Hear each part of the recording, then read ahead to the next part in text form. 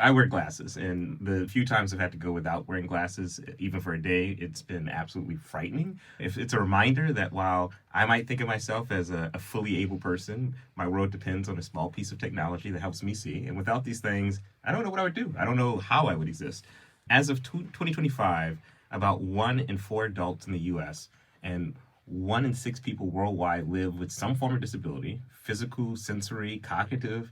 And while that's a huge number, what really hits me is that more than half the world's population wears some kind of corrective eyewear. So whether it's glasses, contacts, reading glasses, almost all of us rely on a thing we may not see as technology, but that's incredibly important for us to be able to navigate the world. And so to explore that, I'm joined by Rebecca Rosenberg, who's the founder and CEO of ReBokeh, who's using the technology to improve accessibility for people with low vision and to help companies see that it's not just as that's not just a compliance issue, but it's an innovation, a way to enable people of all different types. So, Rebecca, welcome to the show. Thank you very much. I'm excited to be here. So, Rebecca, you've been very open about your own experiences with low vision.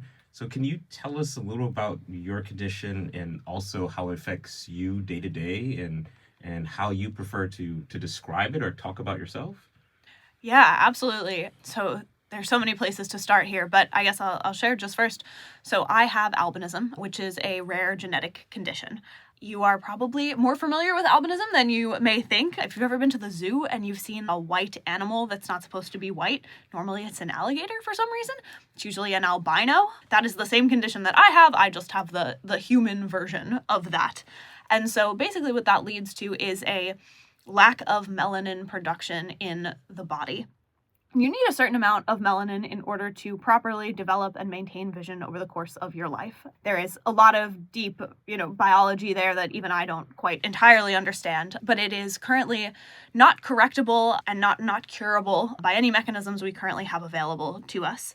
And it significantly affects my ability to kind of see in my regular day-to-day life.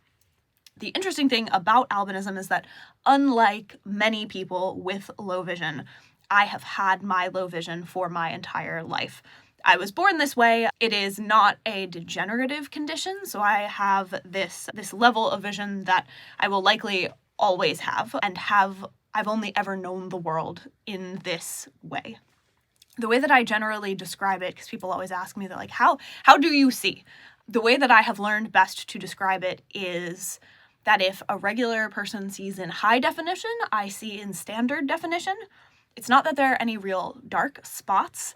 It's just that I have less pixels than the average person. So I'm just not getting as much kind of visual detail. Where was I going with that thought? It's okay.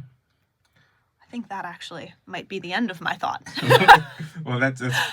So do you consider yourself to be a person with a disability? Is that the right word to use? Is that there are a lot of different words, ableism and other things that I hear, and I just want to make sure I'm using the right terminology. Yeah, no, absolutely. So yes, technically I do have a disability. I am not, however, legally blind. So this is sort of where some of the nuances come in. Vision impairment is very much a spectrum. And on one side of the spectrum, you have people who need glasses or need kind of LASIK surgery. Those people are actually not low vision or visually impaired at all. In order to qualify as visually impaired or blind, you have to actually be totally uncorrectable by anything we have available to us as humans. Yes. So when I talk about low vision, I'm actually talking about a population that is completely separate and in addition to everybody who wears glasses who is effectively corrected by those glasses. So I am in this sort of middle part of the vision impairment spectrum where I have a lot of good usable sight, but I still don't have quite enough where I still struggle with regular everyday tasks. So things like reading the menu board at Starbucks or finding my friends in a crowd or not tripping on things when it's dark. And so I'm in this very interesting sort of middle section, and there are about 25 million people in just the US that are like me in that they are low vision. And what's even more interesting is that normally we think about vision as very black and white, like you either have it / you need glasses or you have no vision. The fact of the matter is that about 85% of blind and low vision people in general, so that includes even people who are legally blind, 85% of us actually have some amount of functional sight and really are able to use it, want to be able to use it, and often are still like visual learners and visual understanders of the world. That's super interesting. So it's with all of this information and knowledge that brought you in your personal experiences to build ReBokeh, right? Yes. And I'm going to let you describe it. I think it's better for you to describe what this application does. Yeah, so we built ReBokeh really to help this 85% of blind and low vision people who have usable sight to make the most of that usable sight. Because right now, generally, when you think about accessibility options for people with vision impairments, you're thinking about audio-only options or you're thinking about tactile-only options. Those are super important. We never want to recommend against those being available because there absolutely is a population that they support. It is just actually a much smaller population than the full population of people with vision impairments. That population is looking to really make the most of their functional sight. And so that was how we designed ReBokeh. Really what it is an augmented reality smartphone app that helps people adjust the way the world looks to whatever they need in real time. So it's sort of like a photo editing app, but for real life. So you can adjust things like contrast and brightness and different colors and even get some like AI image descriptions and AI feedback all in real time. And even more importantly, actually on a device that you already are carrying around with you that's discreet, that's portable, and that's really, really user-friendly. And one of the things that I remember you telling me in conversations before this is that some people who have no visual issues find this app very useful. And I think the perfect example is the one that you mentioned at the beginning, is the Starbucks menu. If you're struggling to see the Starbucks menu, this is a mobile app that you can put in front of you, in between you and the menu, and you can use it to zoom in, zoom out, change contrast, or augment the reality of what you're seeing using the application, so that someone who can't see something because it's too far away can suddenly see something, but also like correct it in ways. Yeah, it really is very interesting because at its core, ReBokeh helps people make the most of their functional sight. And it doesn't matter how much functional sight you have, it still works. And so we have people who have very, very, very minimal functional sight who use ReBokeh and they use it only to access their microwave in their apartment. And it is not helpful for them in other places, but it allows them to use their microwave independently. All the way up to, like you just described, people who actually have no diagnosed vision impairment, they have perfectly normal sight, or people who are experiencing vision loss just as a result of regular aging, who are using it. I had somebody in our community tell me that he has perfectly normal sight. It uses it to like zoom all the way in on the refs when he goes to live sporting events to like see if he can see what they're gonna say. That's awesome.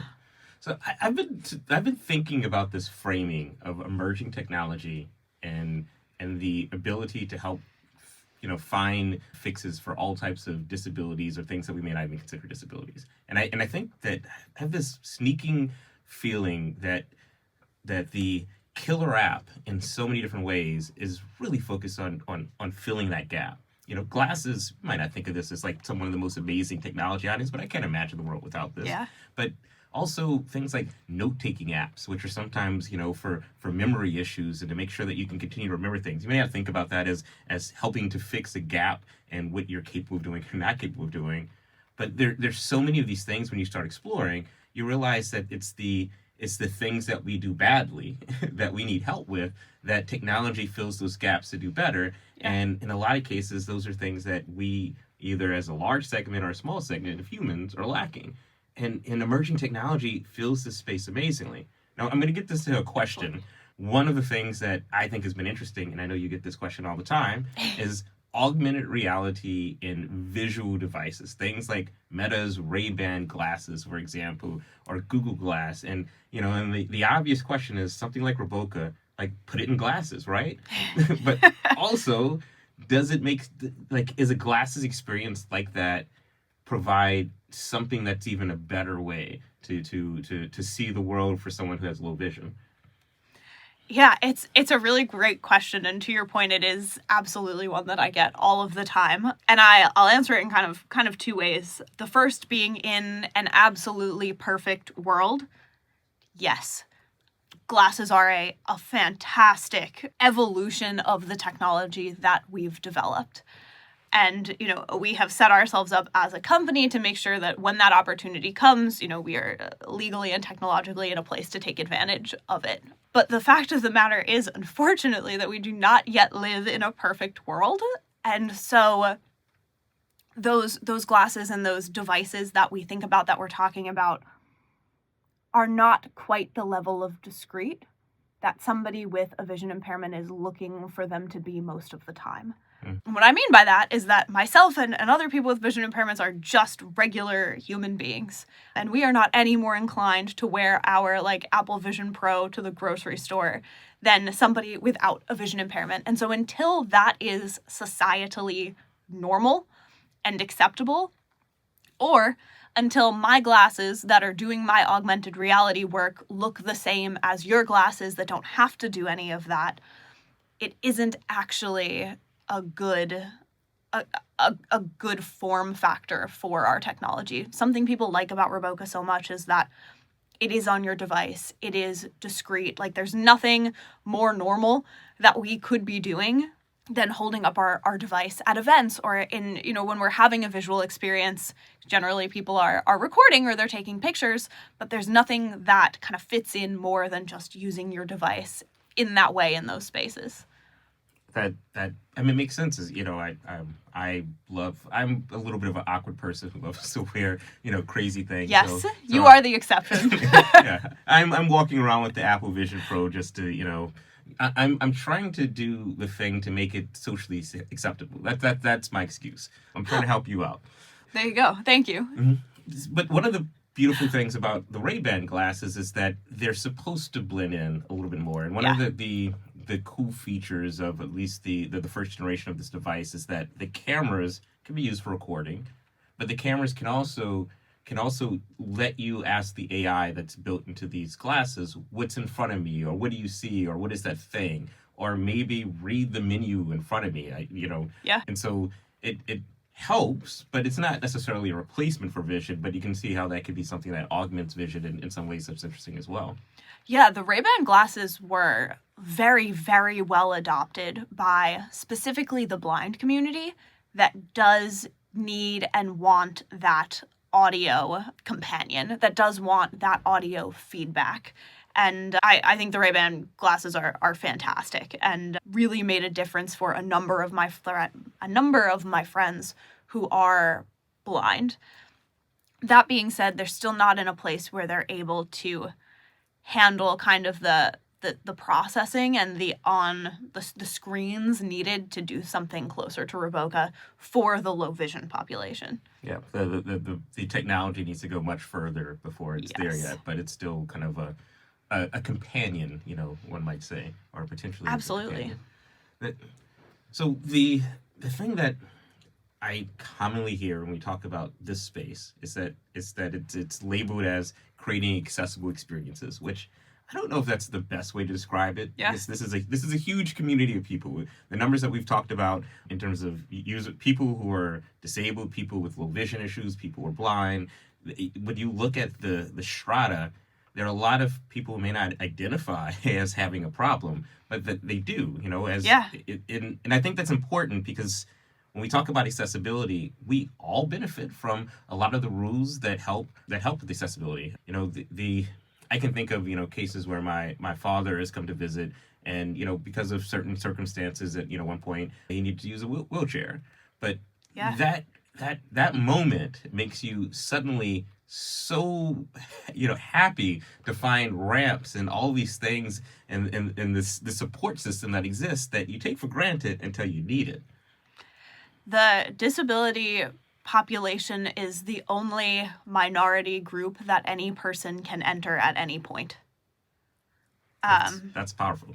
Which is really, really, and it's just not something we think about until my younger brother just broke his wrist, and it was his dominant hand, and so now he's kind of contending with not having use of that his dominant hand for the most part right now. And it is one that we can so easily and so quickly become a part of. And it's crazy that as a society, we don't think more about the fact that accessibility is useful for everyone and also could be useful to anyone at any given time.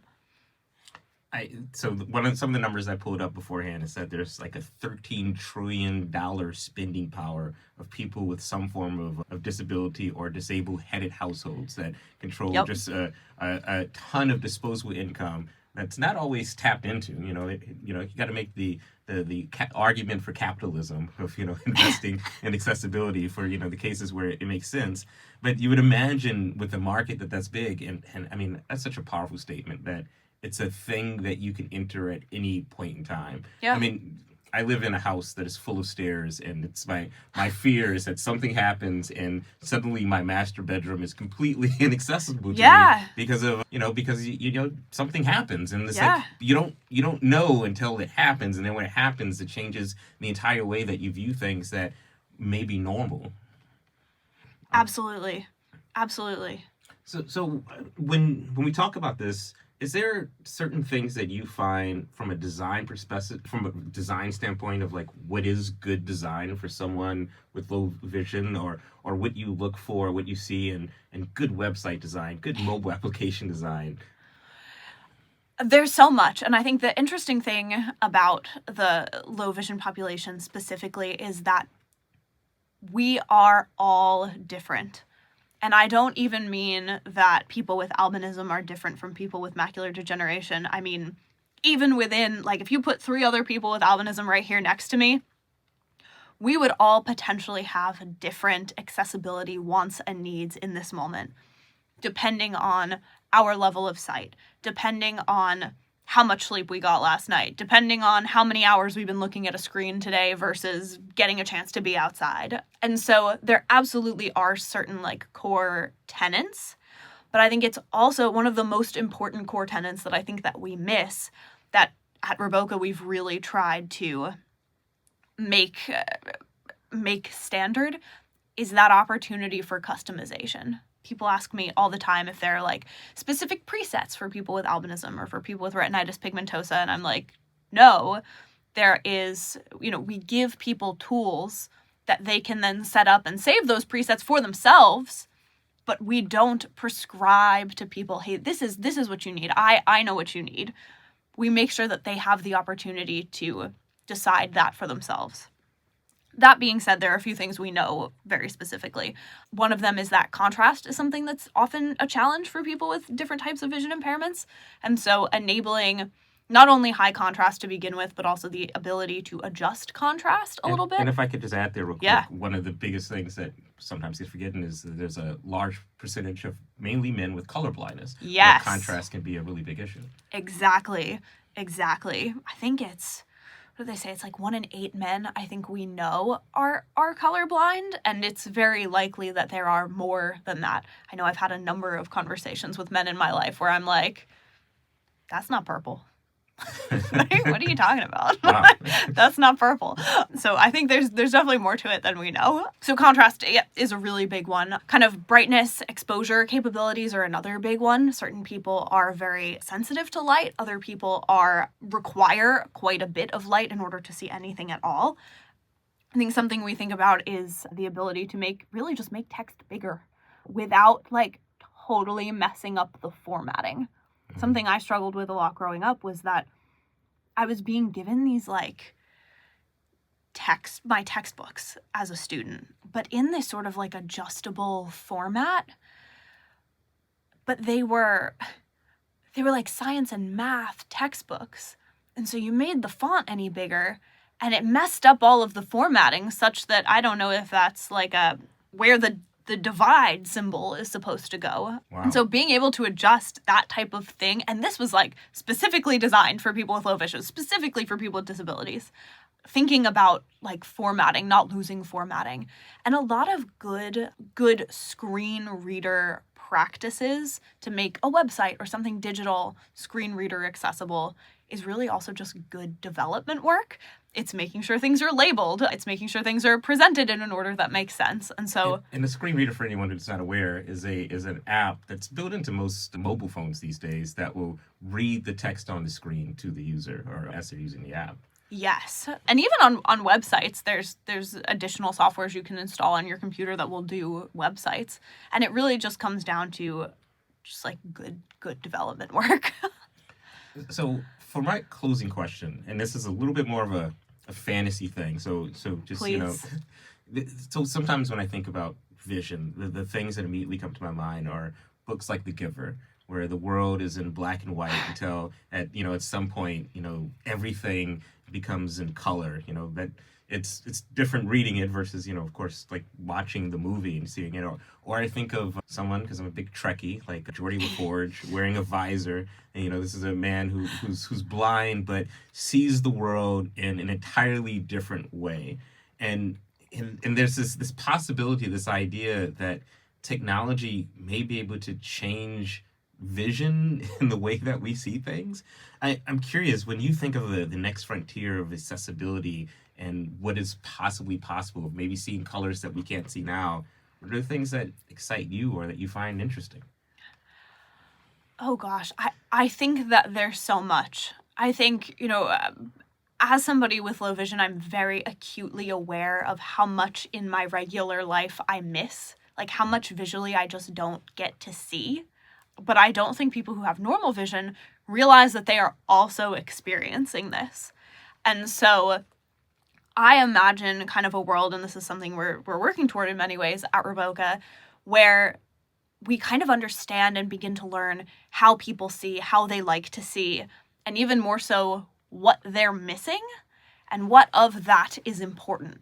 And how can we present that back to a user in a way that still feels kind of natural, but will actually give you this whole new perspective and provide an opportunity to actually see the things that you're missing, whether it's a pedestrian in your blind spot that you maybe didn't notice because it's, dark and they're wearing all black, or whether it's like helping you see nature in a whole new way, to zoom in because there's a goat up on that mountain and you probably want to see that goat. I think there's so many ways that we can take this with the goal of still keeping it feeling natural, but stopping people from missing all of the things that we just miss because of our brain's limited capacity. So ReBokeh, it's like IMAX for your eyes. That's what I'm going to say. Exactly.